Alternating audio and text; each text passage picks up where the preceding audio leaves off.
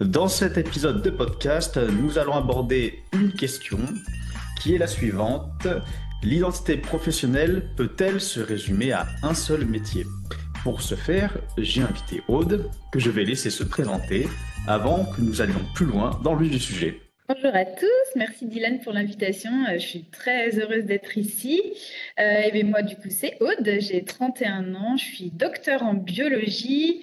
J'habite en Haute-Savoie, j'ai une petite fille de 15 mois et aujourd'hui, je suis indépendante. Voilà. Indépendante, dans quel domaine exactement? Alors, dans le domaine de la pédagogie au sens large, je travaille pour des organismes de formation et je fais pas mal de digital learning.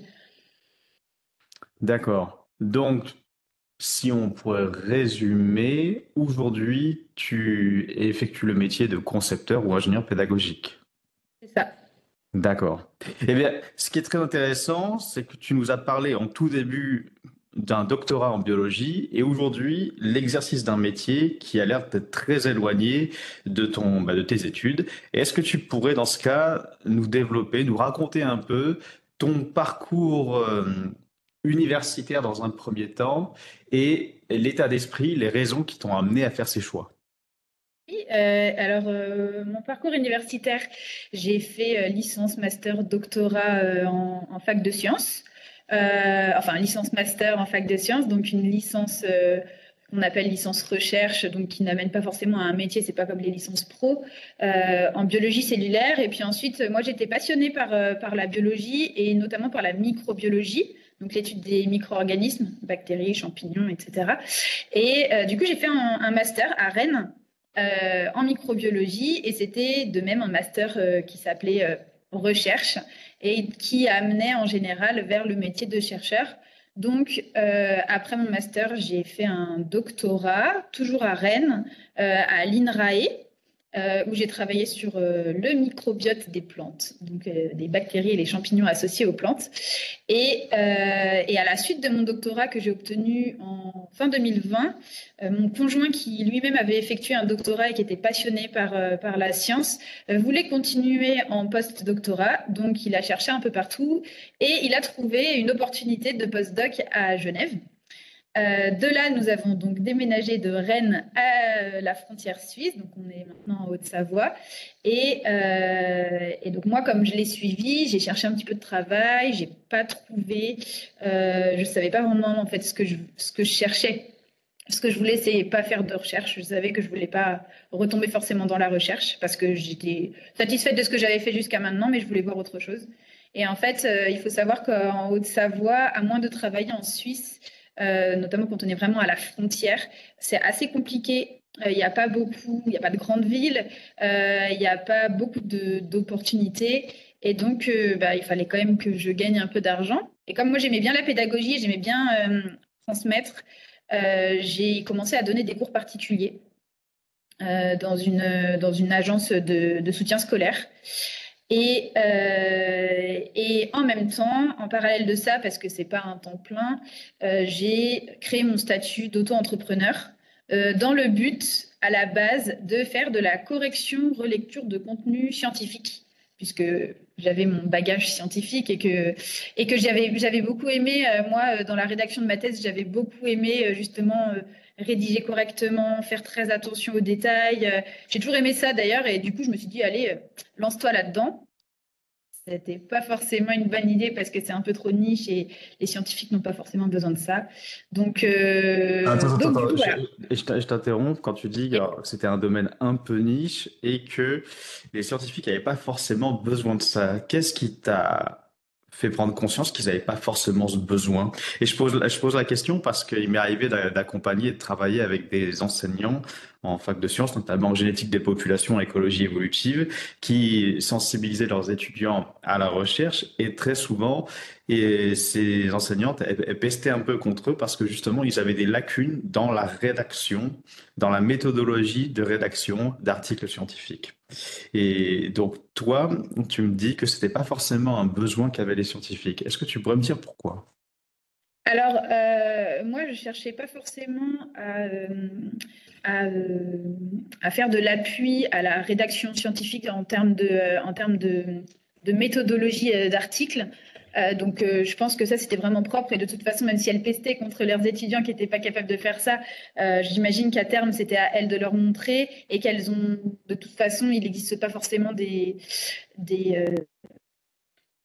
acteurs externes qui viennent pour faire ce type de formation auprès des étudiants. C'est vraiment les profs qui montrent comment on fait, qui apprennent cette méthodologie. Mais là où je voulais en venir, c'était plutôt dire qu'aujourd'hui, un scientifique qui fait tout seul, il est habitué en fait à faire tout de A à Z, que ce soit la recherche en elle-même, mais également sa valorisation, la rédaction d'articles, une intervention auprès d'étudiants, participer à des congrès. Tout rentre dans le cadre de ses fonctions, même faire reviewer pour un article, etc. Tout entre dans le cadre de ses fonctions. Le scientifique est tellement habitué à tout faire que je pense qu'il ne va pas chercher à se dire je peux peut-être sous-traiter cette chose-là.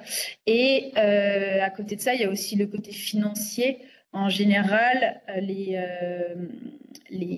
laboratoires de recherche, en tout cas, et les universitaires, n'ont plus beaucoup d'argent à dépenser dans ce type de prestations.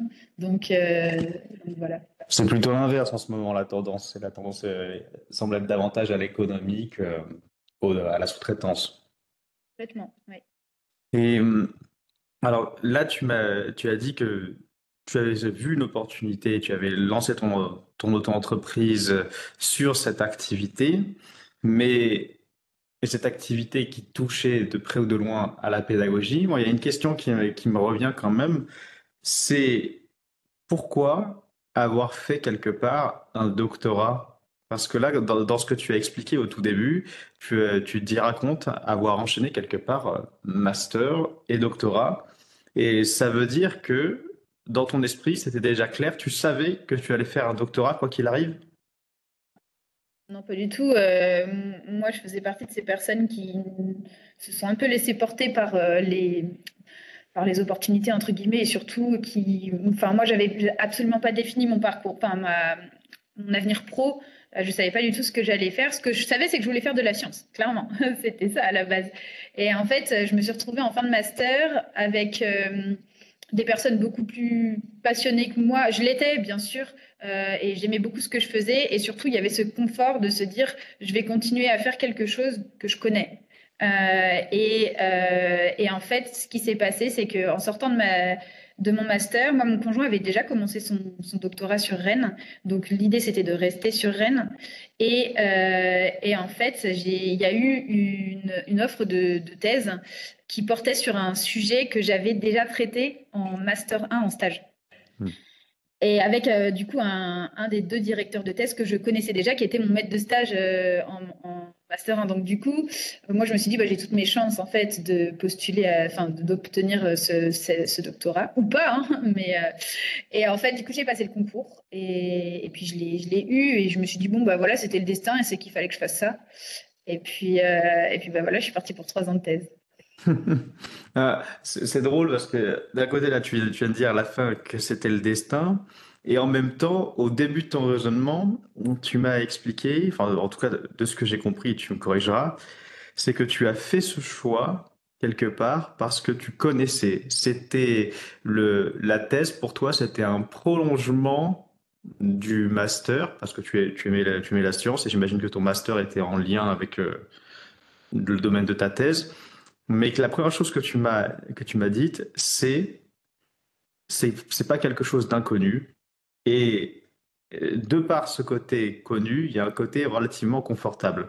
La question que j'ai envie de te poser, c'est est-ce qu'à ce moment-là, tu as eu le sentiment de construire ton orientation en fonction d'une certaine zone de confort? Et je sais pas si ma question est très claire, donc si tu veux, je te la répète, ou sinon, vas-y. Oui, si, je pense que je vois ce que tu veux dire et je pense que la réponse est oui, hein, clairement. J'étais pas sûre de ce que je voulais faire. J'avais peur de l'avenir, comme beaucoup, hein, en sortant d'études. Il n'y avait pas beaucoup d'offres d'emploi, honnêtement. Moi, ce que j'ai fait, c'est que on nous avait dit quand on était en master, créez-vous un compte LinkedIn et puis allez voir un petit peu les anciens étudiants qui ont fait le même master que vous et regardez ce qu'ils font aujourd'hui. Donc, je me suis créé mon compte, je suis allée voir un petit peu les anciens étudiants, et puis j'ai vu qu'en fait, il y en avait certains, eh ben, ils étaient techniciens alors qu'ils avaient fait un master. Donc là, je me suis dit, bon, quand même, technicien, c'est pas ce que tu es censé faire quand tu sors de master, tu es plutôt niveau ingénieur. Alors, il y avait aussi ce côté où on se confronte à ceux qui sortent des écoles d'ingé et qui ont plus de légitimité à être ingénieurs que nous. Quand on rentre si on veut postuler dans une entreprise, dans une boîte, clairement, ils vont privilégier ceux qui sortent des écoles plutôt que ceux qui ont fait un master en université. Donc, il y avait ce côté-là. Et en fait, disons que ça m'a découragée avant même que j'essaye de postuler, en me disant, de toute façon, ça ne va pas fonctionner. Parce que j'ai pas d'expérience, je sors de master, j'ai pas fait une école d'ingé, j'ai fait un master recherche en plus, donc pas très professionnalisant. Professionnalisant seulement pour quelqu'un qui veut faire chercheur dans un laboratoire. Et puis, bah, il y a aussi le côté enseignement. Nos enseignants étaient donc des enseignants-chercheurs, sont d'ailleurs encore aujourd'hui des enseignants-chercheurs. Et donc, en fait, ils nous ont montré la seule voie qu'ils connaissaient. Et on avait aussi cette impression, je pense pas être la seule, d'être pas obligé, mais de leur faire plaisir si on faisait ça. C'est-à-dire qu'on était fiers d'aller dire après à nos anciens profs, ah, regardez, j'ai décroché une thèse, je vais faire un doctorat. Et en fait, tu avais l'impression que c'était vraiment ce qu'il fallait qu'on fasse en fait, en sortant de master. Vous perpétuez la tradition ainsi. Ouais, c'est un peu ça. Et en fait, et puis c'est dans leurs statistiques aussi. Je crois que les enseignants-chercheurs, donc ceux qui sont responsables du master, sont fiers de pouvoir montrer des chiffres en disant, voilà, il y a tant de pourcents de nos masters qui sont partis en doctorat derrière. Ouais. C'est vraiment très intéressant, toutes ces informations. Donc là, dans ce que tu viens de dire, il y a un premier point, et c'est vraiment très, très honnête de ta part de le dire, c'est que en tant qu'être humain, notamment étudiant à la fin des études, on ne sait pas trop vers quoi on veut aller, ou alors parfois on se rend pas compte, mais on a ce rapport au confort qui impacte énormément nos choix d'orientation. Et moi, je me suis complètement retrouvé dans ce que tu as dit. Et l'idée, en fait, de se projeter dans l'inconnu, dans un univers qui n'a rien à voir avec ce qu'on faisait, ça fait peur. Et ça fait peur à beaucoup d'étudiants qui doivent quitter quelque part le monde des études pour rentrer dans le monde professionnel. Ça, ce sont vraiment des peurs qu'on peut avoir au fond de nous, entre guillemets des peurs internes. Et ensuite, il y a peut-être le brouillard qui est amplifié par justement la posture qu'ont les enseignants, en tout cas les personnes qui nous accompagnent, parce que tu l'as très bien dit, un enseignant, ça reste un être humain, et un être humain peut difficilement accompagner sur des choses qu'il ne connaît pas. Et si justement les enseignants que tu avais sont des personnes qui n'ont jamais fait autre chose que le métier d'enseignant-chercheur, ça va être très difficile, en tout cas pour eux, de vous accompagner sur des choses qu'ils ne connaissent pas.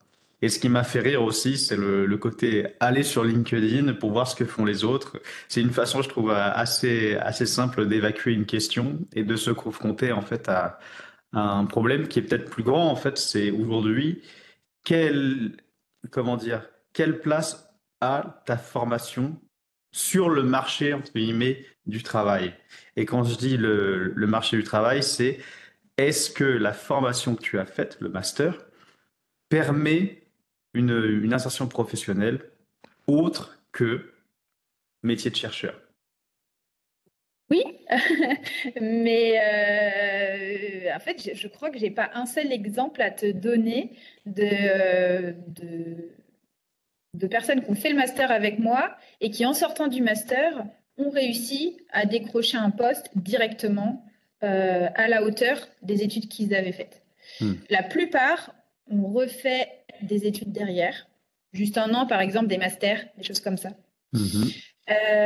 Pour partir plus dans le côté commercial du métier de biologiste, donc travailler dans des grosses boîtes qui vendent du matériel de laboratoire, par exemple. Il y en a la plupart que je connais qui sont toujours des amis aujourd'hui ont fait un doctorat. Et sinon, il y en a beaucoup qui se sont reconvertis. Enfin, il y a eu beaucoup de reconversions finalement. Ou alors, ils sont encore dans la science, mais ils ont mis un paquet d'années avant de trouver. Peut-être même, il y en a certains qui ont fini technicien. Et puis après, grâce à leur expérience, ils ont pu évoluer parce qu'ils avaient quand même un master. C'est très intéressant. Ce qui serait très intéressant, ce serait de questionner ces gens-là pour connaître les raisons de leur réinsertion. Parce que là, l'hypothèse que je suis en train de construire dans ma tête, c'est que à la sortie des études, ces étudiants qui ont fait ce master ont été confrontés à la réalité d'un marché du travail qui n'était pas forcément adapté, ou en tout cas adapté pour les accueillir à eux et leur formation, qu'on leur reproche d'une façon ou d'une autre un manque d'expérience, qu'il faut faire cette expérience, et ainsi de suite. Toi, est-ce que tu as eu ce sentiment justement d'être, comment dire, est-ce que tu as eu l'impression de manquer d'expérience ou de ne pas être, comment dire, en mesure de suivre la concurrence des personnes qui sortaient d'école d'ingénieur ou de d'autres personnes? Est-ce que tu as eu le sentiment d'être en concurrence mais de pas avoir les moyens de lutter à la sortie de tes études? Complètement, complètement. Je pense que, en fait, j'avais l'impression, si je me remets un peu dans la peau de la Aude qui était encore en master, j'ai côtoyé des personnes qui faisaient des écoles d'ingé. J'ai d'ailleurs un ami qui a fait son master 2 à cheval entre notre master universitaire et lui, il était à Agro Campus Ouest, donc c'est une école d'agro. Et, euh, et en fait, lui, je voyais qu'il avait déjà cette fibre un peu entrepreneuriale. Il avait peur de rien. Il était sûr de ce qu'il était capable de faire et de ce qu'il pouvait vendre. Et il avait cette capacité à ne pas avoir une peur de manque de légitimité, en fait. Alors que nous, en master, j'ai l'impression que, à part faire de la recherche, faire de la science, réfléchir, etc., on, on avait tout le reste en fait nous paraissait inatteignable. Et donc moi clairement c'était ça, j'avais vraiment peur et je me sentais pas à la hauteur et j'avais même pas envie de me mesurer à ces personnes-là, alors que c'est débile en fait avec du recul. Bah, oui, oui, alors c'est vrai avec le recul, on pourrait trouver beaucoup de choses débiles. J'ai envie d'être un peu plus positif et dire que tu as pris comment dire, des expériences qui t'ont permis d'arriver à ce cheminement et c'est ça qui est intéressant. Et c'est justement, j'ai envie de poser une question là-dessus. C'est que si à l'époque, justement, tu te reconnaissais manquer, entre guillemets, je sais pas, peut-être de confiance, de pugnacité, que tu n'avais pas forcément cet esprit d'entrepreneur, force est de constater qu'aujourd'hui, tu l'as quand même pas mal développé. Alors, qu'est-ce qui s'est passé et comment est-ce que tu l'as développé? Et surtout, là, j'aimerais prendre un moment pour mettre en valeur quelque part ce que tu as fait durant ta thèse. Dans quelle mesure ce que tu as fait dans ta thèse a contribué à l'émergence et au développement de cet esprit Ouh, d'entrepreneur, pardon. vaste question. Alors, déjà, je pense vraiment que le chemin qui m'a emmené jusque là où je suis aujourd'hui professionnellement, c'est au-delà de ce que j'ai pu apprendre ou de ce que j'ai pu acquérir comme compétences qu'on appelle transversales, c'est la maturité en fait. C'est que plus on grandit, plus on vieillit, entre guillemets, je suis pas vieille, hein, mais plus on vieillit, plus on se dit oh, j'ai quand même parcouru du chemin finalement quand je regarde derrière moi. Et ce chemin, il m'a quand même permis de rencontrer du monde, de discuter, de m'ouvrir des portes, potentiellement de m'ouvrir à une nouvelle formation, ce que je n'ai pas fait, mais il y en a qui le font. Et du coup, c'est plus cette maturité d'esprit qui s'acquiert avec le temps, on n'a pas le choix, qui fait qu'on apprend à comprendre qui on est et comprendre ce qu'on est capable de faire, ce qu'on est capable d'entreprendre, et quel que soit ce qu'on peut dire autour de nous, ou ce qu'on peut nous pousser à faire, même si c'est très inconscient. Donc il y a ce côté-là. Après, moi, pendant mon doctorat, j'ai été très très bien encadrée. J'ai eu la chance de faire de mener un projet qui était assez bien tracé, pendant lequel j'ai pas eu beaucoup de gros soucis comme certains peuvent avoir pendant un doctorat en biologie notamment Et le et enfin en financement? sciences. Pas de problème de financement, pas de problème de... voilà, j'étais très bien encadrée et j'ai publié et tout s'est très bien passé. Donc j'étais très prise par la main aussi.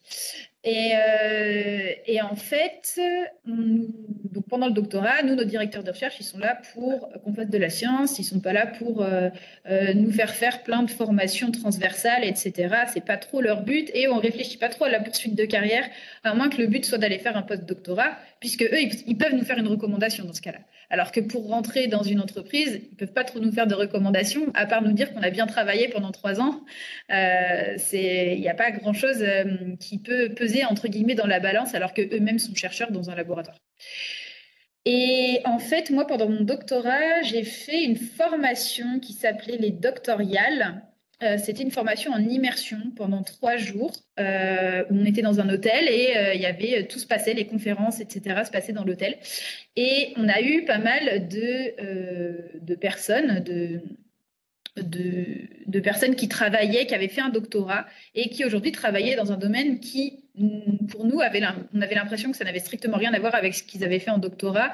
Et on leur a même tous un peu posé la question, est-ce que vous n'avez pas l'impression que ce que vous faites aujourd'hui, ça n'a rien à voir? Et est-ce que vous ne regrettez pas un peu d'être allé jusqu'au doctorat pour en arriver finalement là où vous êtes? Alors, il y avait des personnes qui faisaient de la valorisation scientifique pour valoriser des projets pour des financements. Ça, il y en a beaucoup des personnes qui font ça. Alors, en l'occurrence, oui, il faut faire un doctorat pour le faire parce que qui de mieux que quelqu'un qui a été dans le laboratoire pour savoir la réalité, enfin, pour connaître la réalité de la recherche de financement. Là, je suis d'accord. Et puis, pour avoir la légitimité d'appuyer des projets de recherche aussi, il n'y a pas trop le choix. Donc, je suis d'accord, sauf que nous, on était persuadés qu'en ayant fait un doctorat, la suite, c'était de la recherche. En fait, c'était un laboratoire, une paillasse, un projet de recherche. Après, faire passer des concours, devenir chargé de recherche ou directeur de recherche. Enfin, voilà, quoi. C'était un petit peu l'ascension logique, les étapes à franchir. Et en Et fait, je pense que j'ai pris du recul bien après par rapport à cette formation où, sur le coup, quand je l'ai faite, je me suis dit, bah ok, moi je m'y retrouve pas. Pour moi, en fait, c'est des personnes qui sont dans le déni, ces personnes-là, qui font autre chose, alors qu'en réalité, elles auraient dû continuer si elles ont fait un doctorat. Et c'est après où je me suis dit, mais non, en fait, mais pas du tout, Aude. Regarde, ces gens-là, en fait, leur doctorat leur a appris plein de choses, et pas que de la paillasse, pas que de la recherche. Et en fait, ils en sont là aujourd'hui grâce à leur doctorat. Et moi, je me rends compte que je suis là aujourd'hui grâce à mon doctorat. oui, j'imagine que tu as dû découvrir, t'as dû découvrir que à côté de la recherche, il y avait une recherche entre guillemets fondamentale qui était la recherche de financement et que comment dire le système aujourd'hui de la recherche française est énormément, enfin fonctionne énormément avec ses réponses à appel à projet dans lesquels on essaie de valoriser la recherche. Et je suis en train de me faire cette réflexion parce que j'ai l'impression que aujourd'hui, une partie conséquente des personnels d'université, pas enseignants-chercheurs, mais BIAT ou même juste même certains chercheurs, sont recrutés et financés via des appels à projets. Et donc, ce mode de financement amène un certain fonctionnement. Et que si aujourd'hui, en fait, le nerf de la guerre, c'est la quête et la recherche de financement, eh bien, c'est pas étonnant que les personnes, enfin, que tes pairs, et que même ces personnes que tu as rencontrées, passaient beaucoup de temps à, comment dire, à faire des tâches de valorisation dans le but d'obtenir des financements. Et ce que je trouve très intéressant, c'est que là, dans ce que tu as dit, tu vois l'intérêt, enfin, tu te dis finalement, toute ton expérience, tout ton processus de thèse t'a forgé et t'a amené à choisir, quelque part en connaissance de cause, la voie de l'entrepreneuriat. Est-ce que tu pourrais un peu développer, est-ce que tu pourrais essayer de me dire dans quelle mesure, quelque part, allez, ta thèse, ton travail de thèse t'a aidé ou t'a permis de développer des compétences transversales ou en tout cas des compétences utiles dans le monde de l'entrepreneuriat? Bah, en fait, une des compétences fondamentales qu'on acquiert tous, qu'on s'en rende compte ou non, quand on est en doctorat, c'est le dépassement de soi. Et le dépassement de soi, ça prouve qu'on est capable d'aller bien plus loin que ce qu'on pensait être capable de faire. On a une capacité de résilience qui est incroyable parce que parfois on tombe de haut sur des choses, on nous en demande toujours plus. Il faut savoir qu'aujourd'hui, en doctorat, on nous demande 3, 4, 5 fois plus de résultats que ce qu'on pouvait obtenir il y a 20 ans parce que la technologie a beaucoup avancé. Et comme la technologie a beaucoup avancé, on peut obtenir des résultats beaucoup plus rapidement qu'avant. Et comme on peut obtenir des résultats beaucoup plus rapidement, ça veut dire que notre cerveau, il faut qu'il aille beaucoup plus vite aussi pour accomplir toutes ces tâches et obtenir 1 milliard de résultats. Est-ce que c'est pas un piège, ça? C'est-à-dire, Eh ben, est-ce que c'est pas un piège de croire que parce que les technologies évoluent rapidement, notre capacité de travail et notre mémoire de traitement d'information va évoluer en conséquence? ah bah si, ça c'est sûr, c'est deux choses différentes. La technologie avance, mais notre cerveau n'avance pas. Enfin, il travaille, mais comme quelqu'un il y a 20 ans. Mais c'est juste qu'en fait, on n'a pas le choix parce que c'est comme ça que ça fonctionne. Et si on veut rester compétitif dans un laboratoire et si on veut continuer à publier et à ce que des éditeurs acceptent de nous publier, on doit se mettre à l'échelle. Et d'ailleurs, aujourd'hui, un article scientifique en vaut 4 avant. Ils sont super complets, les articles aujourd'hui, sinon ils ne sont pas publiés. Donc, bon. Et donc, là où je voulais en venir, c'était se dire que quand on est en doctorat, on apprend inconsciemment à se mettre en danger, entre guillemets, à aller beaucoup plus loin, comment dire, on apprend à partir, à explorer des pistes qu'on n'aurait pas pensé explorer. On a souvent des idées de nouvelles recherches alors que à la base c'était pas du tout ce qui était prévu dans notre projet. Et en fait, on commence à développer plein d'idées comme ça. Et moi, c'est pas vraiment, je dirais, mon doctorat en lui-même qui m'a permis de me dire que je pouvais faire de l'entrepreneuriat. C'est plus qu'ensuite, quand j'ai suivi mon conjoint et que je suis arrivée ici, je me suis dit, finalement, avec un doctorat, je crois pas que je puisse faire un métier précis. Pas comme quelqu'un qui va faire, je sais pas moi, un master en droit et qui va devenir juriste. Moi, j'avais fait un doctorat, mais je pouvais, à part être chercheur, je pouvais pas me dire je vais faire un métier. Et c'est là où je me suis dit, bah, pour pouvoir utiliser toutes les compétences que j'ai acquises, il va falloir que je me crée moi-même mon métier, entre guillemets. Et c'est là où, bah, qu'est-ce que tu peux faire à part faire de l'auto-entreprise? Je me suis dit, j'ai quand même pas mal de diplômes, j'ai des compétences, j'ai des qualités. Et donc, on va essayer de les mettre à profit dans quelque chose qui me plaît. Et donc, bah, j'ai créé mon auto-entreprise parce qu'il n'y avait pas de fiche de poste qui était attitrée à ce que moi j'avais fait en fait. Je trouve ça assez dingue parce que tu viens de dire toi-même que le doctorat, dans ton esprit, le doctorat, ça t'amène pas à faire un seul métier. Alors que j'ai l'impression, mais peut-être que je me trompe, mais je pense que dans l'esprit de beaucoup de gens, lorsque tu fais un doctorat, c'est que tu souhaites te spécialiser sur quelque chose d'extrêmement pointu et que par voie de conséquence directe, tu as envie de travailler sur quelque chose d'extrêmement pointu et d'avoir en fait un ensemble de métiers assez restreint ou limité. Et toi, tu as eu le raisonnement complètement inverse. J'ai eu le raisonnement inverse parce que moi, je ne voulais pas continuer dans la recherche. Mais quelqu'un qui est passionné et il y a deux types de personnes. Il y a les docteurs qui ont fait un doctorat parce qu'ils avaient envie de continuer, parce qu'ils étaient passionnés et qui savaient que leur vie, ce serait la recherche. Et il y a les docteurs comme moi qui ont fait un doctorat parce qu'en en fait, ils ont vu l'opportunité du doctorat et ils se sont dit, ça va faire un CDD de 3 ans, ça va me faire une expérience professionnelle, c'est quelque chose que je connais, que je maîtrise, je suis capable de le faire, allez, c'est parti. Et en fait, si tu veux pas continuer en recherche, c'est là où tu commences à te dire, ah, mais finalement, à part la recherche, qu'est-ce qu'il est possible de faire? Et tu te rends compte qu'il n'y a pas grand-chose qu'il est possible, entre guillemets, de faire dans le sens, jamais tu verras une offre d'emploi qui correspondra à ce que toi, tu as appris, en fait, à part si c'est de la recherche. À part si c'est dans un laboratoire, que tu es ingénieur ou que tu es... donc, la seule possibilité, c'est de se créer son boulot sur mesure, entre guillemets. Et, et là, Bon, c'est encore super intéressant parce que pour créer ce poste, ce métier sur mesure, tu as dû faire quelque part un état des lieux, c'est-à-dire quelque part un état des lieux, quelles sont tes compétences, où est-ce que tu es bon, où est-ce que tu es moins bon, qu'est-ce qui te fait kiffer, qu'est-ce que tu as envie de faire. Et c'est à l'issue de tout ce processus qui t'a pris combien de temps? J'ai soutenu en 2020, j'ai ouvert mon entreprise en 2022, Hmm. Ok. donc 2 ans. Ok, donc voilà, on a eu, on va dire, une introspection qui a duré environ 2 ans, ou en tout cas qui a été formalisée sur 2 ans. J'imagine que tu as dû te poser quand même quelques questions avant, mais, mais passons. Tu as eu en fait cette phase d'introspection à l'issue de laquelle tu t'es dit, ok, j'ai tel arsenal de compétences, j'ai tel objectif, ou en tout cas j'ai un truc qui me fait vibrer, ça va concerner la pédagogie. Et là, j'ai envie de dire, pourquoi la pédagogie?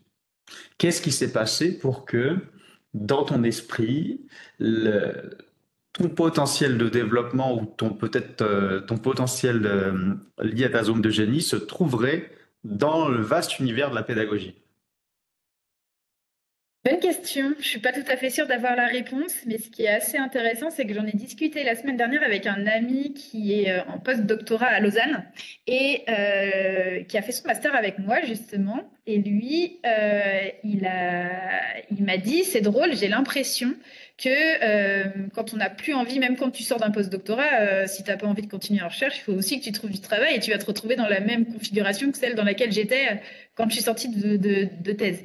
Et il me disait, j'ai l'impression qu'on tend beaucoup, quand on a fait de la recherche, à partir dans l'enseignement finalement. Il dit, on tend à ça. Et en fait, ben, finalement, pour moi, ça reste ce côté universitaire. On connaît l'université, on sait comment ça se passe, on connaît les lacunes, on sait ce qui ne va pas. Et si on a un tant soit peu la fibre un peu de transmission, sachant que en général, quand tu as fait un doctorat, enfin, moi, en tout cas, j'ai encadré une ou deux stagiaires. Donc, tu as ce côté un peu encadrement, management, et tu te dis, ah, bah, je sais un peu comment transmettre, j'ai l'impression que ça avait plutôt bien fonctionné. Donc, on va continuer là-dessus, quoi. Et je pense qu'en fait, il y en a beaucoup hein, qui font aujourd'hui de l'enseignement et qui ont fait un doctorat. Hmm.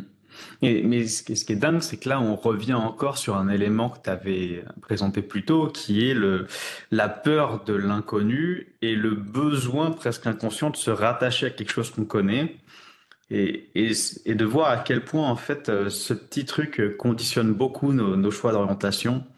Parce que, parce que là, quelque part, si on reprend ton parcours à toi, le cheminement d'esprit que tu as pu avoir, il y a quand même quelque chose qui mérite d'être souligné, c'est le courage dont tu as fait preuve pour te dire, j'ai été formé à quelque chose, ça ne fait pas forcément sens pour moi à l'instant T, donc je vais essayer d'aller voir ailleurs. Je vais essayer d'aller voir ailleurs en mobilisant ce que j'ai appris, les compétences que j'ai construites pour essayer de me construire comment dire, un équilibre professionnel ailleurs, en dehors de l'université, en dehors du domaine de la recherche. Et est-ce que tu penses pas que beaucoup de gens, comment dire, auraient peur de faire ce que tu as fait? Si, c'est sûr. Et moi-même, je pense que je l'aurais pas fait si on était resté dans l'Ouest, parce que certainement, je me serais peut-être pas posé autant de questions. Là, je me suis retrouvée confrontée à la réalité qui était, il me faut un travail. J'ai pas envie de faire un job entre guillemets alimentaire, alors que j'ai quand même fait des études qui devraient m'amener à faire quelque chose de plus intéressant entre guillemets. Et puis, en fait, voilà, j'ai été obligée de sortir de ma zone de confort parce que je me suis retrouvée dans une situation où j'avais pas le choix. Je pense que si j'étais restée à Rennes ou à Angers, d'où on vient avec mon conjoint, j'aurais cherché un travail dans un laboratoire, même dans une entreprise, parce que faut savoir que moi j'ai fait donc un doctorat en biologie végétale et que Angers, c'est un pôle végétal où il y a beaucoup, beaucoup, beaucoup, beaucoup d'entreprises qui travaillent sur les graines, sur les plantes, sur le développement pour les agriculteurs, l'agronomie, etc. Et là, je suis quasiment convaincue que j'aurais trouvé un poste et que je me serais pas posé autant de questions. Mais alors, si je reprends bien, tu m'expliques que tu n'avais pas forcément, t'avais pas forcément envie de faire un métier alimentaire. Parce que tu te dis, ok, tu m'as dit, il faut trouver du travail, mais faire un boulot alimentaire, ça te fait chier. Est-ce que ça t'emmerde parce que tu as fait des études, on va dire, voilà, plus prestigieuses ou plus poussées, ou est-ce que ça t'emmerde parce que peu importe les études que tu aurais faites, t'as pas envie de faire un boulot alimentaire? Oui, bah c'est sûr. Peu importe les études que j'aurais faites, je pense que j'avais pas envie de faire un métier alimentaire. Si ça avait été le cas, j'aurais pas fait d'études. Donc, d'accord, donc ça veut dire que quoi qu'il arrive, peu importe les études, il y a quand même, t'avais quand même cette vision de je n'ai pas envie de faire un métier dans lequel je ne me sens pas bien quelque part. Je n'ai pas envie de faire un métier dans lequel que je ne kiffe pas. Ah bah oui, oui, oui, c'est sûr. Ça j'ai toujours. En fait, j'avais assez peu d'exemples autour de moi de personnes qui n'aimaient pas ce qu'elles faisaient. Et si j'en avais, j'avais pas envie d'être à leur place. Donc oui, oui, oui, c'est clair que moi, j'avais envie de me lever le matin pour une raison qui me donnait envie de me lever, quoi. Ok. Et est-ce que tu aurais justement cette envie de te lever le matin, est-ce que tu l'aurais eu pour aller faire de la recherche? Imaginons que tu sois resté du côté d'Angers ou Rennes, c'est ça? Est-ce que tu aurais trouvé justement un boulot de chercheuse? Est-ce que c'est quelque chose qui t'aurait plu? Alors, peut-être pas un boulot de chercheuse dans un institut public, quoique à l'INRAE, il y a des choses vraiment très intéressantes, mais plutôt, je pense que j'aurais eu envie quand même de travailler dans une entreprise privée, mais quand même dans le monde de la biologie. Ok. Et je pense que oui, j'aurais kiffé et je connais pas mal de personnes qui ont fait ça, qui font ça aujourd'hui et elles ont l'air vraiment d'être épanouies. Alors que si j'avais vraiment trouvé continué entre guillemets dans un laboratoire comme celui dans lequel j'étais, dans l'académique, tu passes beaucoup de temps à te plaindre, à te rendre compte qu'il y a plein de choses qui vont pas. Et je pense que j'aurais eu ce cas de conscience de me dire à quoi ça sert ce que je suis en train de faire. Ça n'avance pas. Je pense que c'est un monde dans lequel je me serais beaucoup plaint. D'accord, d'accord. Et par curiosité, quand tu dis que comment dire, tu aurais été amené à te plaindre des choses qui n'allaient pas dans l'univers académique ou universitaire, tu penses à quoi? Un exemple que je vois si je vois les mêmes? Euh, Moi, de ce dont je me souviens, quand j'étais en thèse, je trouvais que les gens se reposaient beaucoup sur le côté confortable d'être fonctionnaire. C'est horrible ce que je dis, mais c'est la vérité. Et en fait, ils avaient cette assurance d'avoir un métier toute leur vie. Et du coup, ils n'étaient pas aussi engagés et ils n'avaient pas aussi la niaque pour se dépasser et vraiment faire un travail de qualité. Alors attention, ça englobe pas tout le monde, pas du tout. Il y en a qui sont vraiment passionnés et qui s'arrêtent pas à ça et qui sont vraiment là pour faire avancer la recherche. Mais il y en avait aussi qui étaient là pour le confort et qui n'avaient pas forcément leur place. Et si on veut vraiment euh, rayonner en tant que chercheur en France, il faut aller un peu plus loin que ça. Sauf qu'un chercheur en France aujourd'hui, il est forcément fonctionnaire. Donc un chercheur académique, bien sûr. Donc voilà. Putain, je vais rebondir en ouvrant une parenthèse. Est-ce que dans ce que tu me dis, je me suis fait cette réflexion et je pense que pas mal de gens peuvent se faire plein de réflexions sur les fonctionnaires. Et mais moi, ce que je me suis dit, c'était justement de par ce statut qui te donne une liberté encore plus quand tu es enseignant-chercheur. La Constitution française met vraiment un point d'honneur à donner, à sacraliser la liberté des enseignants-chercheurs. Et justement, ce que je me dis, c'est de par cette liberté, on peut se permettre de faire plein d'expérimentations, plein d'expériences, de tester plein de choses, de prendre des risques quelque part, parce que finalement, les risques, eh bien, t'es intouchable. Donc ça, c'était une réflexion que je me suis souvent faite. Voilà, je ferme la parenthèse et les gens seront libres de réagir ou pas là-dessus. En revanche, ce que je voudrais te poser comme question, c'est si justement, aujourd'hui, tu es dans la pédagogie, qu'est-ce qui te donne le sentiment d'être quelque part à ta, entre guillemets, bonne place, à ta place? Qu'est-ce qui fait que la pédagogie serait dans ta zone de génie, quelque part? Le retour d'expérience que j'en ai, les personnes avec qui j'ai pu travailler, déjà dans un premier temps les élèves que j'ai pu avoir et, euh, le fait que je vois qu'en fait les parents étaient satisfaits de ce que j'enseignais à leurs enfants, le fait que les élèves, ils avaient l'air d'être contents de prendre des cours avec moi, et le fait qu'en fait, en leur enseignant des choses, ça me refaisait apprendre moi-même des choses et j'avais l'impression de devenir de plus en plus compétente dans ce que je leur enseignais. Et ça, c'est bah, hyper valorisant et ça fait très, très plaisir. Donc il y a ce côté-là. Je voyais la réussite en fait de mes élèves et je me suis dit, bah, leur réussite, ils la doivent à eux-mêmes, mais ils me la doivent aussi un peu parce que sans moi, ils n'auraient peut-être pas réussi aussi bien.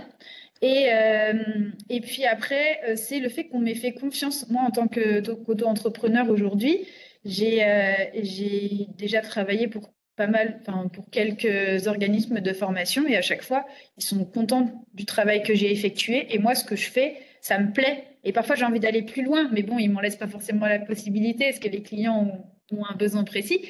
Mais c'est au fur et à mesure que je me dis, ah, mais je pourrais faire ça en fait, et je pourrais aussi faire ça. Et c'est là où je me dis, mais si tu continues à te dire que tu peux continuer à faire ça et que tu peux faire plus, c'est que tu n'es pas enfermé dans un métier qui ne te plaît pas, en fait. Parce que tu as la possibilité de lui donner un sens et une portée qui te conviennent davantage. Oui, tout à fait. Et que tu peux le faire évoluer, entre guillemets, à ta guise, en fonction des opportunités qui s'offrent à toi, mais tu peux le faire évoluer. Hmm. Donc, quelque part, si je résume entre guillemets, le métier que tu exerces, tu as la possibilité de l'orienter, de moduler comment dire, son cap, ses contenus, ses missions, au gré quelque part de tes envies. Alors, au gré de mes envies, mais tout de même, je ne dirais pas que enfin, je vais pas prendre la place de quelqu'un d'autre, c'est pas du tout mon but. Et moi, ce que j'aimerais quand même valoriser, c'est mon côté scientifique. C'est d'ailleurs ce qui peut permettre de décrocher certains contrats. C'est parce qu'il y a des clients qui ont des besoins très spécifiques dans des domaines très particuliers, notamment bah, quand il s'agit de sciences, de mathématiques. S'ils ont besoin d'un expert sur le domaine, bah moi, je suis là. Et donc, le fait finalement d'avoir ce background scientifique combiné aujourd'hui à ma casquette d'enseignant et d'ingénieur pédagogique, ça me permet de proposer un peu plus de choses que seulement de la correction, de la relecture ou une rédaction basique, entre guillemets. Donc, et là, ce qui est vraiment intéressant, c'est que tu te sers en fait de tes différentes compétences qui sont liées à tes différentes expériences professionnelles. Et là, j'englobe vraiment la thèse dans tes expériences professionnelles. Tu t'en sers en fait pour, quelque part, comment dire, tu t'en sers pour présenter et développer une offre de service. Une offre de service, mais qui est quelque part unique, entre guillemets, à toi, parce que t'es là, entre guillemets, il y a très peu de monde qui doivent avoir ton parcours spécifique. Et est-ce que c'est pas ça, quelque part, j'ai l'impression que la grande force dans ton parcours, c'est ta capacité de questionnement que tu as pu avoir sur toi-même, la capacité de questionnement justement qui t'a permis d'identifier, de rassembler tes compétences, d'identifier ensuite des potentielles passerelles qui te permettent une adéquation entre ces compétences et un certain marché du travail. Oui. Et Et les... Oui, vas-y. en fait, je vais te donner un aspect de ma personnalité qui est pas forcément très positif, mais je suis quelqu'un d'assez orgueilleux. Et je pense que mon orgueil a fait que il fallait que je me protège des questions qu'on pouvait me poser euh, sur, euh, sur mon parcours pro. Et parce qu'en fait, les personnes qui sont extérieures à la science en général, à la recherche, donc que ce soit de la famille ou des amis, on va avoir tendance à pas comprendre pourquoi j'ai fait un doctorat, ou du moins, si j'ai fait un doctorat, pourquoi aujourd'hui je travaille pas dans un laboratoire.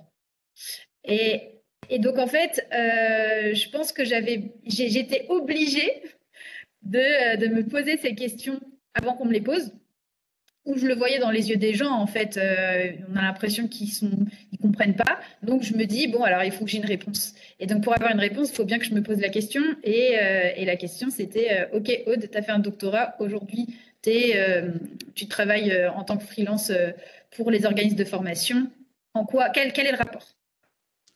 Et c'est pour ça qu'aujourd'hui j'ai la réponse. En fait, c'est parce que je me suis forcée à me la poser pour que je puisse pas me démonter devant une personne qui me la poserait.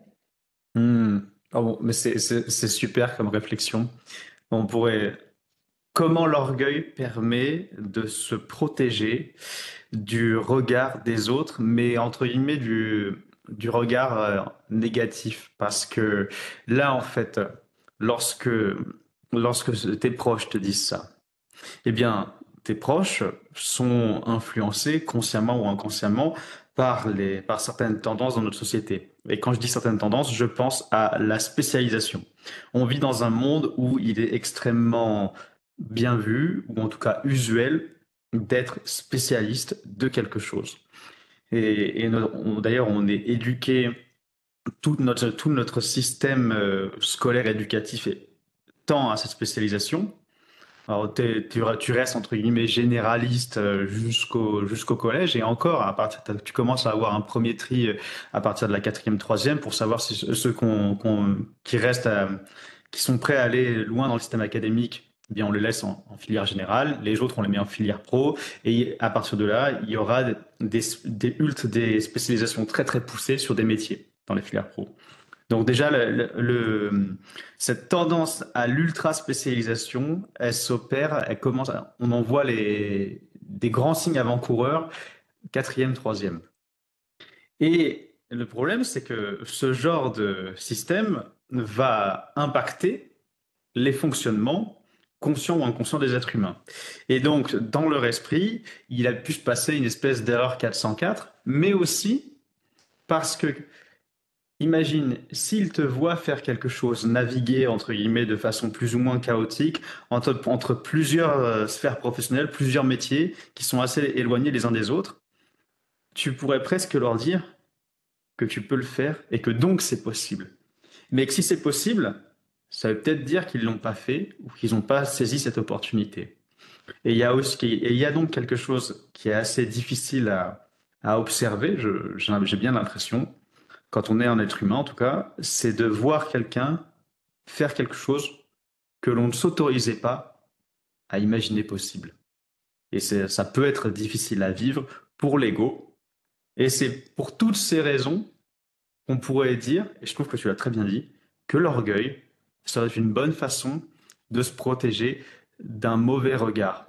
Parce que, et quand je dis d'un mauvais regard, c'est parce que quand on dit qu'on est influencé par le regard d'autrui, on parle très souvent du regard de nos proches. Nos proches sont les personnes qui ont le plus d'impact sur nous parce qu'on accorde de la valeur à leur regard. Ne pas se sentir estimé par nos proches, je pense que ça ferait mal à n'importe quelle personne. Et donc, comment se protéger? Et quand on dit se protéger, c'est comment garder le cap, comment garder ce qui nous tient à cœur, malgré ce regard-là. Tu apportes la réponse de l'orgueil. Et même si c'est l'un des 7 péchés capitaux, je trouve ça très, très intelligent de ta part. Surtout, Alors, oui, mais par contre, il faut quand même pas être dans le déni non plus, parce qu'il y a des personnes enfin, moi, j'aurais pu me faire cette réflexion en fonçant tête baissée, en me disant je m'en fous, alors qu'en fait, bon, là, en l'occurrence, il y avait quand même un cheminement qui était assez logique, donc ça va. Mais faut pas non plus tomber dans ce vice du déni et de se dire, moi, il faut absolument que je trouve une raison, même s'il n'y en a pas. Hmm. Ah, et c'est super, vu que t'anticipes la question que j'allais te poser, c'est que finalement, j'allais te demander si l'orgueil se suffisait à lui seul, mais en fait, non, t'expliques que une pointe d'orgueil dans un processus réfléchi et peut-être réflexif ouais, et que serait un meilleur équilibre. Et j'ai encore envie de te poser une question. Aujourd'hui, tes perspectives de développement dans ton métier d'ingénieur pédagogique, qu'est-ce qu'elles seraient? Quelles sont-elles? Euh, J'en suis encore qu'au début, donc il y en a pas mal des perspectives d'évolution. Moi, ce que j'aimerais, franchement, ce que j'aimerais, ce serait vraiment développer des modules scientifiques. C'est vraiment quelque chose que j'aimerais faire. J'aimerais être plus spécialisée, alors que quand on sort de doctorat, on se dit je suis trop spécialisée. Mais là, j'aimerais être quand même plus spécialisée dans cette branche-là et vraiment travailler pour des clients qui auraient des besoins comme ceci. Aujourd'hui, je prends un peu, entre guillemets, tout ce qu'il y a à apprendre quand on m'offre une opportunité. Parce que j'en suis encore qu'au début et donc je suis en train de me créer vraiment mon expérience en tant que freelance. Mais à terme, si je pouvais, aujourd'hui, je contacte même des maisons d'édition pour corriger des livres scientifiques. J'ai pas mal de bouquins dans ma bibliothèque qui ont été publiés dans des agences, dans des maisons d'édition assez spécialisées, que ce soit pour la pédagogie ou pour le côté vraiment euh, vulgarisation scientifique, etc. Ça, c'est vraiment un truc qui me ferait kiffer. C'est de travailler avec ces personnes-là, apporter une expertise, pourquoi pas, et aussi pouvoir lire des ouvrages comme ceci et apporter ma pierre à l'édifice sur ce type d'ouvrage, ce serait vraiment super. Alors, là, je reprends dans l'ordre, et quand tu parles de construire des modules scientifiques, tu parles des modules de formation sur des thèmes qui sont liés à ta thèse ou pas? Liés à tes connaissances, à ton champ de connaissances ou pas du tout? Alors, lié à mon champ de connaissances, oui, à ma thèse spécifiquement, ça peut être un peu compliqué parce qu'il n'y aura jamais de module aussi spécialisé que cela. Mais en tout cas, quelque chose qui touche à la science. Moi, je remarque que rien que quand je suis là pour corriger des contenus pédagogiques qui traitent je sais pas moi, qui traitent euh, la dissémination des graines, hein, bah, je suis contente alors que finalement c'était pas du tout, c'était pas vraiment exactement ce que j'ai pu faire. Mais en fait, c'est des plein de connaissances que j'ai comme ça et et que j'aime bien continuer à apprendre en fait. D'accord. Donc j'aimerais bien pouvoir continuer à entretenir ces connaissances en travaillant sur des modules qui seraient scientifiques. Ok, ok. Donc, ça veut dire que là, tu te positionnerais entre guillemets davantage en tant qu'expert métier ou expert contenu. Parce que, est-ce que tu te verrais faire ça, en fait, je sais pas moi, sur l'anatomie, la bioméca ou la morphoanatomie Alors humaine? l'anatomie, oui. Après, tout ce qui va toucher un petit peu plus à la physique, etc., non. Clairement, je me sentirais pas légitime.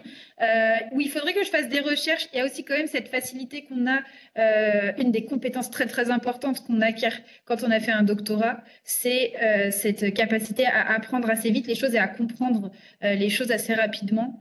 Et donc à se renseigner sur un domaine sans en devenir non plus expert. Il faut pas non plus se croire tout puissant, mais en tout cas, cette capacité à comprendre et à analyser les choses. Et donc, du coup, avec quelques petites recherches, je pourrais potentiellement essayer d'apporter une petite expertise sur des sujets comme ça, mais, euh, mais je pense qu'il y aurait des personnes bien plus compétentes que moi pour le faire. Ah, oui. Tu vois, ce que tu viens de dire, je me suis fait souvent la réflexion parce qu'en tant qu'ingénieur pédagogique, tu as certaines entreprises qui peuvent te demander de rédiger des contenus.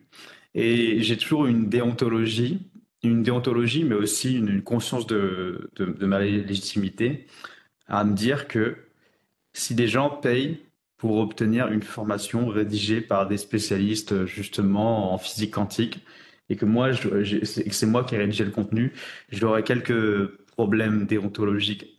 Oui, c'est-à-dire que moi, par exemple, si on me demande en fait d'être en charge de la création d'un contenu, eh bien, en dehors de mes domaines d'expertise, je dis bien entre guillemets, je me vois pas en fait le faire sérieusement. C'est-à-dire que si je dois intervenir en tant qu'ingénieur pédagogique, je vais avoir besoin d'un expert métier.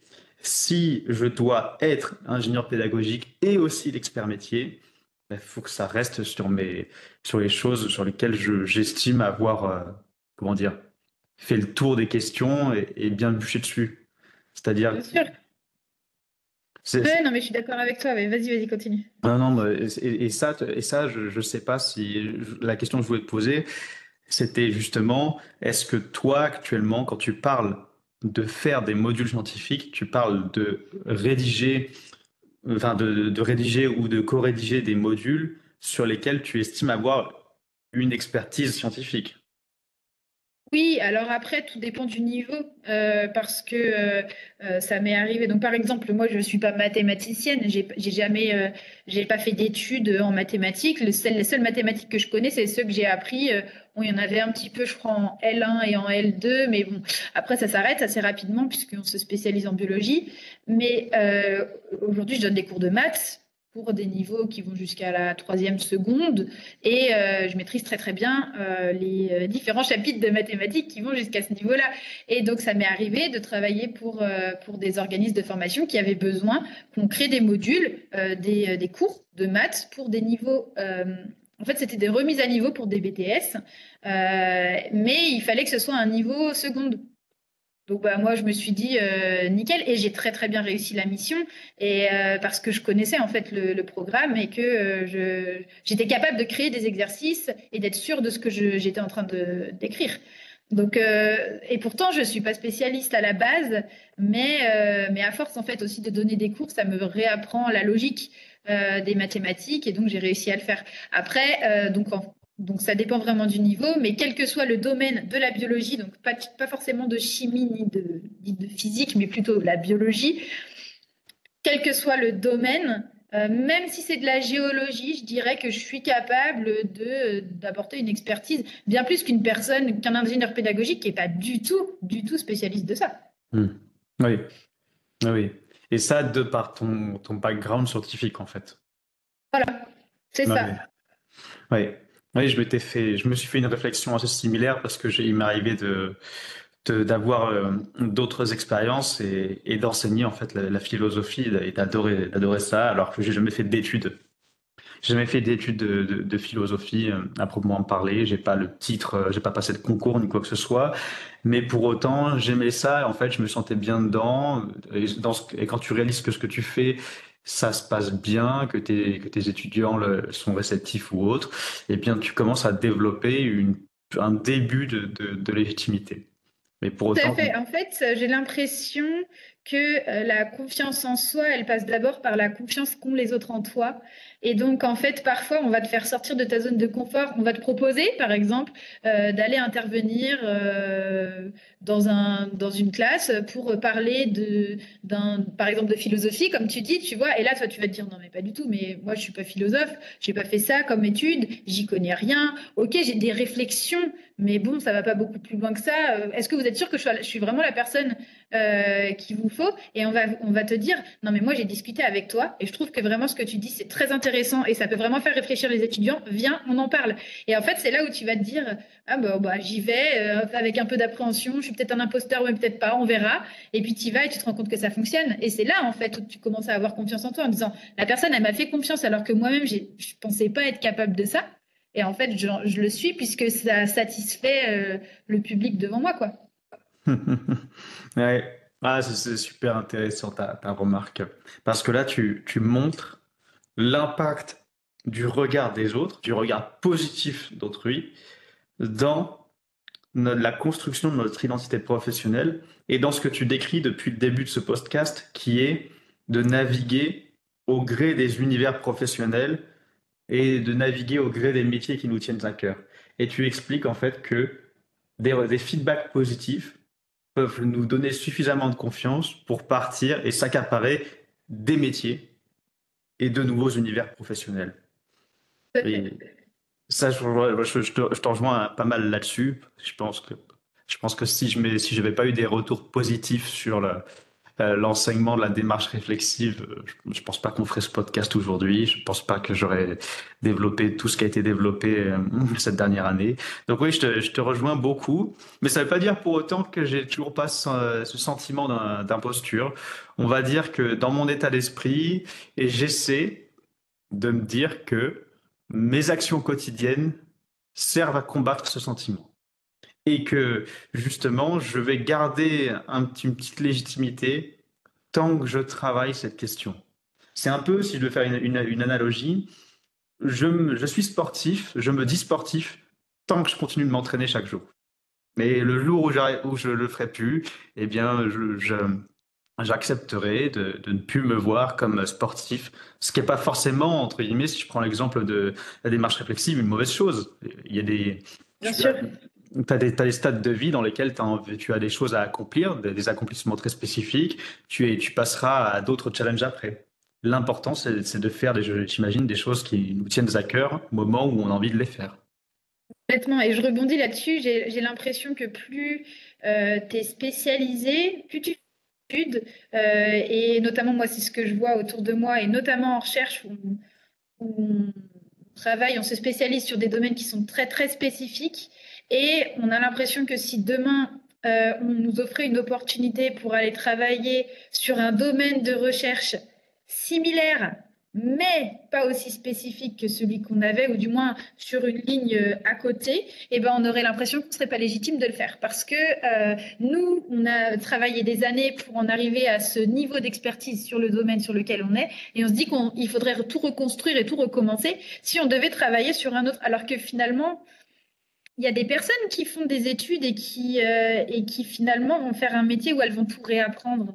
Et pourtant, eh ben, aux études qu'elles ont faites, elles ont pu réapprendre beaucoup plus vite ces nouvelles choses. Et il faut jamais avoir peur de ne pas être légitime, mais c'est un travail de tous les jours et c'est surtout un travail pour des personnes qui sortent de l'académique. Oui, oui. Et ce que je trouve fun, c'est qu'on pourrait résumer ce que tu viens de dire par la phrase suivante, c'est si j'ai pas fait un doctorat sur ce sujet, je suis pas légitime et j'ai pas le droit de parole. Exactement. Et, et peut-être que, au final, cette façon de penser, c'est quelque chose qui nous vient assez implicitement, découlerait de cette tendance à l'ultra spécialisation que l'on peut remarquer dans notre société, mais que, et ça c'est à chacun de fixer son propre curseur, il serait peut-être souhaitable de s'autoriser à oser, à essayer certaines choses, avec bien sûr une certaine humilité, sans se dire qu'on a la science infuse d'une personne qui a travaillé 8 ans dessus, mais que c'est pas parce qu'on n'a pas cette expertise qu'on ne peut pas l'acquérir et qu'on ne peut pas s'autoriser à essayer de l'acquérir. Et d'ailleurs, si on nous pousse à y aller et à sortir du coup de notre zone qu'on estime notre zone de confort, et ben pour avoir cette légitimité, finalement, on va se défoncer à aller faire de la recherche, à aller faire de la veille sur le nouveau sujet qu'on nous a mis entre les mains, parce qu'on aura envie du coup d'être compétent et d'être légitime. Et pour ça, il va falloir qu'on se renseigne. Et en fait, du coup, on le fait mieux parce qu'on va se renseigner par peur de ne pas connaître le sujet. Moi, ça m'est jamais arrivé, par exemple. Ça m'est déjà arrivé de stresser avant d'aller donner un cours de SVT en terminale parce qu'il y avait des sujets du style la datation au carbone 14, des choses un peu spécifiques que je maîtrisais pas trop. Et ben, je me suis renseignée à fond avant. J'ai regardé 1 milliard de vidéos pour que le jour où je vais donner mon cours, et ben, je suis capable de l'expliquer correctement et d'avoir la légitimité de donner ce cours, quoi. Et c'est là que j'aimerais poser la question à toi, mais à tout le monde qui pourrait nous écouter, c'est est-ce que la légitimité relève de connaissances que l'on détient? Est-ce que la légitimité relève d'une détention de connaissances ou plutôt d'une posture d'esprit qui nous amène à régulièrement nous questionner avec une certaine humilité. Et j'ai pas de réponse claire parce que d'un côté, je te dis bah ouais, enfin l'humilité c'est super cool, le questionnement c'est super cool, mais à un moment donné, si tu sais pas démonter ta roue et que ce qu'on te demande c'est de montrer comment démonter une roue de voiture, c'est compliqué. Et en même temps, je suis complètement d'accord avec tout ce que tu dis puisque au final, je me suis retrouvé dedans C'est-à-dire que je suis allé chercher des gens, j'ai essayé de confronter ce que je faisais en démarche réflexive. Je suis allé chercher des chercheurs qui m'ont dit, bah, soit tu fais de la merde, soit tu fais pas de la merde. Donc j'ai eu cette démarche, en fait, cette démarche de questionnement, de remise en question, de confrontation de ce que je faisais à des personnes expertes. Et tout ça, je m'en tirais si je te disais que ça m'avait pas aidé à, à développer un début de légitimité ou en tout cas une certaine assurance à faire ce que je fais aujourd'hui. Donc, c'est un peu une question que je laisse en suspens et je sais pas, ouais, j'ai pas de réponse particulière. Toi, t'en as une ou pas? Eh ben, je pense qu'il ne faut pas oublier que quelque chose qui est assez propre à l'humain et qu'on développe avec le temps et notamment avec la maturité, qu'elle soit d'esprit ou professionnelle, c'est notre capacité d'adaptation. En fait, à partir du moment où tu sais que tu as une capacité d'adaptation, tu sais que, en fait, on s'adapte tout le temps, sans s'en rendre compte, on s'adapte. On va aller à une soirée où on connaît personne. Bon, bah voilà, on va être obligé de discuter avec des gens et s'adapter pour se faire apprécier des autres ou j'en sais rien, pour pas se retrouver tout seul. Et en fait, eh ben, à partir du moment où tu sais que tu es capable de t'adapter, ça veut dire que tu es capable d'évoluer, d'apprendre des choses. Tu peux aussi anticiper. Il y a beaucoup de choses très positives qui découlent de ça. Alors que si tu te cantonnes aux compétences que tu as déjà acquises en te disant que tu en acquiers, que tu vas pas en avoir de nouvelles, et ben dans ces cas-là, c'est là où tu te retrouves face à un mur, face à toi-même en te disant bah ok, je peux pas aller plus loin que ça, j'ai pas de légitimité parce que je connais pas ça et de toute façon comme je le connais pas, je le connaîtrai jamais alors que n'importe quoi, c'est faux. Donc je pense quand même qu'il y a ce côté, si tu veux être sûr d'être légitime, il faut que tu saches, il faut que tu prennes conscience que tu es capable d'apprendre les choses et que tu es capable de t'adapter. Hmm. Ça, c'est un beau compromis, ça. Notre capacité d'adaptation et d'apprentissage comme pilier de la légitimité. Ouais, donc je trouve ça très intéressant. Et si on devait justement reprendre tout ce qui a été dit depuis le début de cet épisode au prisme de la question, la première question, qui est, si je ne me trompe pas, alors, j'ai pas envie de me tromper dans la formulation, c'était peut-on avoir une identité professionnelle en exerçant plusieurs métiers? C'était pas ça précisément, mais j'aimerais que tu puisses répondre à cette question de façon simple, hein, et synthétique, avec tout ce qu'on a évoqué. Comment est-ce que toi, tu répondrais à cette question? Notamment pour toutes ces personnes et potentiellement pour tous ces jeunes qui ne savent pas, et qui ont un peu peur de l'avenir, de l'insertion sur sur le marché du travail, qui auraient peur de passer à côté en fait de leur voie. Qu'est-ce que tu pourrais leur dire? Alors, synthétiquement, Ouais. ce que je pourrais leur dire, c'est que c'est pas parce que tu fais un type d'études que tu vas être cantonné à un seul métier, déjà, premièrement. Tu vas être amené à faire beaucoup de choses, donc à t'adapter à différents métiers. Tu vas te découvrir toi-même au fil des métiers que tu vas explorer.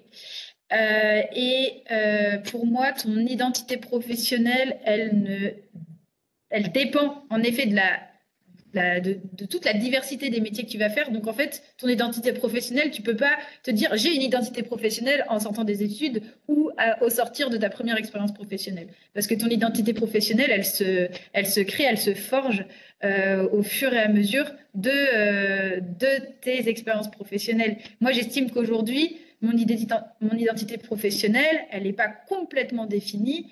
Et demain, elle ne le sera pas non plus, potentiellement. Il faudra attendre la fin de ma carrière pour que je dise ah voilà, c'était ça mon identité professionnelle finalement. Ouais, complètement. Et donc, quelque chose d'important, c'est de dire que cette identité professionnelle, elle est, comment dire, on peut lui donner, vous voyez, polysémique, mais aussi elle pourrait être polymorphique, dans le sens où on pourrait lui donner autant de formes que l'on voudrait, autant de formes qu'il y aurait de métiers, il y aurait d'interprétations qu'on aurait de ce même métier, et aussi qu'elle est en constante évolution, comme tu l'as dit.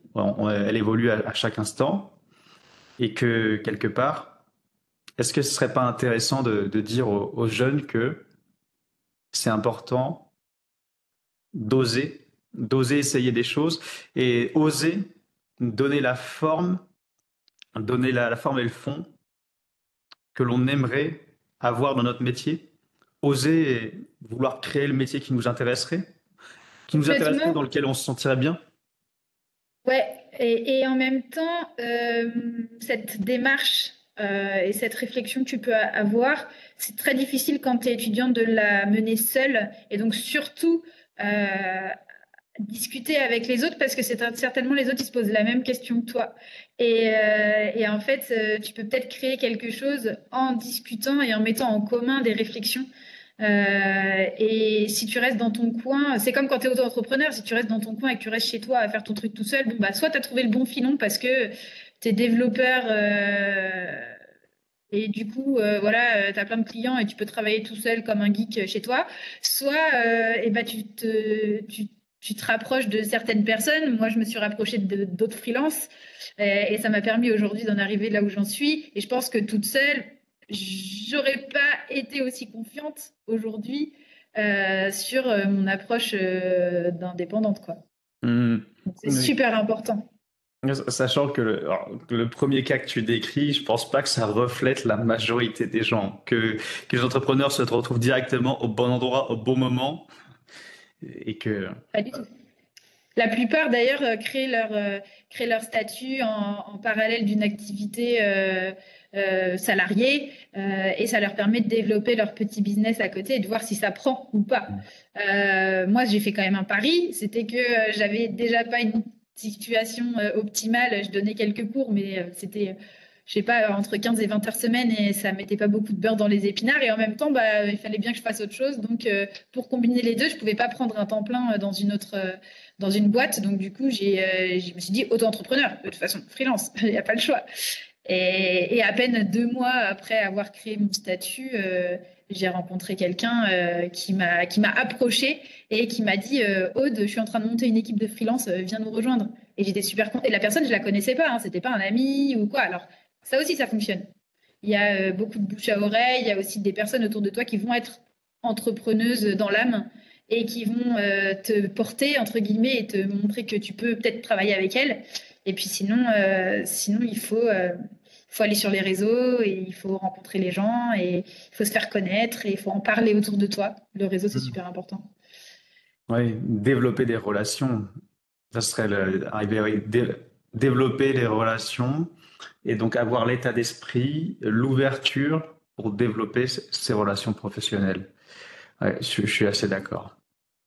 Alors, quelque part, on a pu répondre à cette question, à la question, à la première question de ce podcast, en expliquant que, si, et tu me diras si je me trompe, que notre identité professionnelle ne se résume pas à un seul métier, que l'identité professionnelle, c'est plutôt, comment dire, ce que l'on souhaite pour nous dans notre vie professionnelle. Et quand je dis ce que l'on souhaite, c'est le type d'activité, les missions, la façon, la posture avec laquelle on va les réaliser, et enfin l'environnement de travail au sens large. Ouais, je suis assez d'accord avec ce que tu dis.